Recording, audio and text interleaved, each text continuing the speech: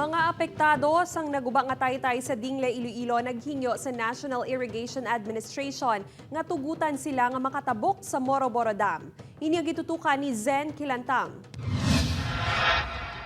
Ginpahayag sang chairman sang Committee on Infrastructure sang sangguniang panlalawigan sang Iloilo nga ginhinyo sa mga opisyales sang apektado nga mga barangay sang Dingle sa National Irrigation Administration nga kun mahimo hatagan sila sang oras sa isa ka adlaw nga makaagi sa Moroboro Dam o kun may tion nga isara ang gate sang dam agud makatabok ang mga residente. Inibangod gihapon sa wala na kayo nga Montfort Bridge sa diin kinahanglan pa magpila kag magsakay ang mga pumuluyo sa balsa agud makatabok sa suba. I went there sa DPWH, sa Cangilan District, para mabalan. And then, regarding sa niya naman, I interceded on the request of the punong barangays.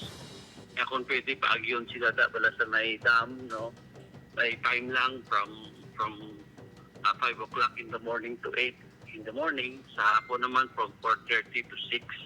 Subong nga adlaw nagpagwa sang sulat ang NIA 6 nga nagagrant sa request sang barangay officials nga buksan ang gate sang dam base sa ginayo nga schedule apang may kondisyon nga sundon. Kinahanglan nga magsunod ang pumuluyo sa pagsulod sa ginkasugtan nga oras. Dapat may presensya sa mga barangay tanod agud mabantayan ang seguridad sa mga nagalabay kag kinahanglan nga i-follow up sa mga punong barangay kag Dingle LGU ang DPWH sa pagpadasig sa konstruksyon sang taytay.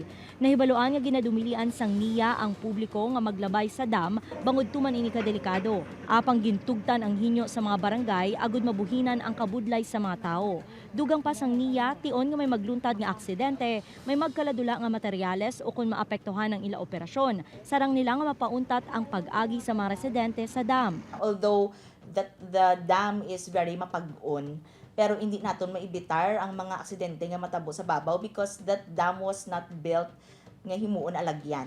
Actually, one of the conditions sa ginbutang din ni Sir Randy is that ang access sa dam is temporary lang and it can be recalled by the NIA if kinahanglan. Upod kay Cirilo Renduque, Zen Kilantang, One Western Visayas.